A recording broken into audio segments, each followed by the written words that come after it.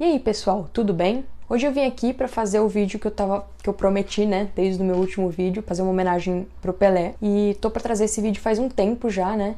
Só que acabei me enrolando para gravar, mas hoje finalmente vou trazer esse vídeo legal para vocês. Vamos lá. Bom, nesse vídeo eu vou contar um pouquinho da história dele, né? E eu vou trazer para vocês algumas coisas que eu fui pesquisando, né, que eu fui encontrando que eu achei interessante para trazer aqui para vocês.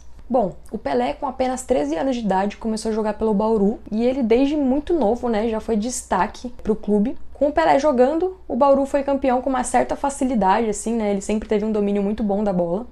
E para vocês terem uma noção de um absurdo, a cidade proibiu ele de passar do meio do campo, porque ele virou artilheiro, né, desde muito novo.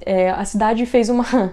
Não foi uma lei, mas proibiu que ele passasse do meio de campo para não fazer mais gol, assim, né? Para ele poder só ficar ali trabalhando a bola na parte defensiva, né? E jogar, fazer cruzamentos, lançamentos para outras pessoas fazerem gol também. Pelé começou a jogar pelo futsal e foi lá que ele conseguiu desenvolver todas essas habilidades que ele tem de jogo, esses raciocínios rápidos, né?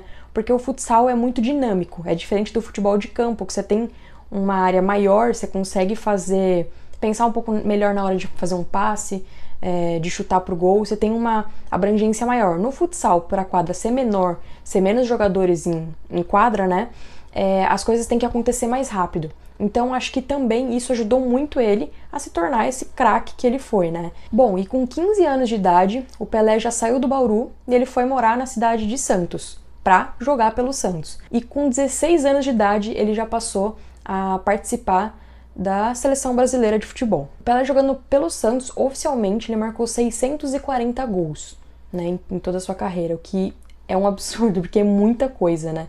Parando pra pensar assim, que ele não se aposentou muito velho. E ele conquistou 24 títulos. Isso tudo só pelo Santos. Já pela seleção brasileira, ele conseguiu marcar 95 gols e conquistou 3 Copas. Lembrando que também o Pelé, nos anos 60, ele já era conhecido mundialmente. Ou seja, ele não era só o jogador que jogava no Santos, que jogava pela seleção brasileira. Ele já era um craque mundial. Então, assim, vendo que, aos olhos tanto dos Estados Unidos quanto da Europa, isso chamou muita atenção deles, porque ele era um atleta negro, um atleta jovem, de apenas 18 anos, de um país de terceiro mundo, né? E foi isso que mais chamou a atenção desses países, né? Tanto os países da Europa quanto os Estados Unidos. E, de fato, a gente vê também que o Pelé trouxe esse marco também do futebol no mundo, conseguiu fazer com que o futebol fosse mais popularizado e subir mais o Brasil nesse ranking, né? Mostrar que o Brasil também é um país que joga futebol, que tem excelentes jogadores, que talvez não era tão bem visto, né? E aí sim passou também a ser um país mais bem visto no futebol. Após jogar pelo Santos, né, o Pelé saiu e foi jogar por um time chamado New York Cosmos. Ele foi levar para os americanos o seu estilo de futebol, né, que tem uma grande diferença. A gente vê que o futebol brasileiro tem uma diferença do futebol europeu, ainda mais nessa época, né? Então a gente vê que ele levou, quando ele foi pro jogar nos Estados Unidos, a gente vê que ele foi levar esse jeito dele de jogar bola pra lá, mostrar um pouquinho de como que é o futebol brasileiro. E quando o Pelé foi jogar no New York Cosmos, ele já estava se aposentando aqui no Brasil, marcou muitos gols mesmo assim e ainda foi considerado um grande craque. Para vocês verem como o Pelé sempre se destacou muito nos jogos, ele tinha em média 1 gol por jogo, o que isso é um absurdo, assim, né? Tem jogador que consegue fazer facilmente 1 gol ali, em um jogo ou outro, mas não, o dele era em média um gol por jogo, ou seja, isso é incrível, né?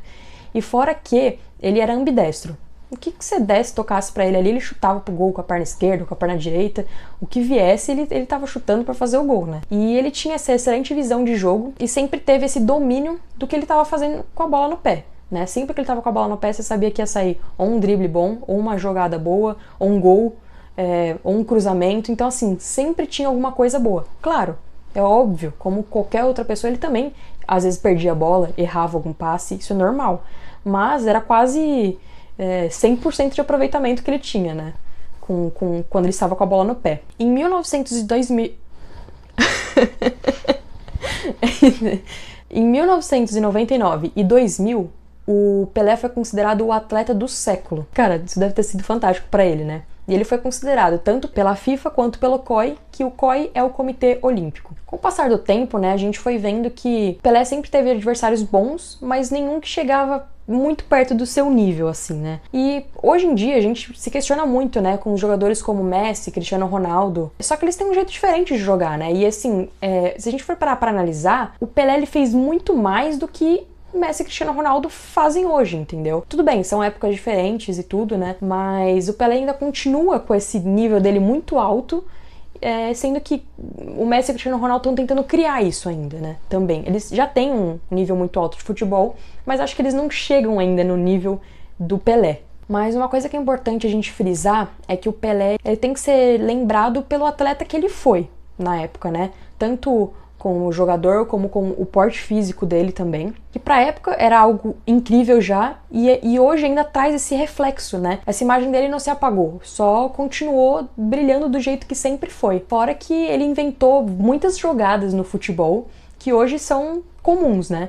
Mas que na época era algo inovador, realmente. E a gente perdeu esse grande jogador. Nosso querido Edson Arantes do Nascimento faleceu no dia 29 de dezembro de 2022. Infelizmente, a gente vinha acompanhando que a saúde dele estava muito debilitada, mas é sempre muito triste, né? Uma coisa que também foi mais triste ainda de ver é que não tinha nenhum jogador, assim, da seleção atual, da seleção do Penta, presente no velório dele, sabe? As pessoas falam tanto dele, os jogadores falavam tanto dele, né? Citam tanto ele, mas na hora para prestar essa homenagem para ele não tinha ninguém. Então acho que isso é uma coisa que é mais triste ainda.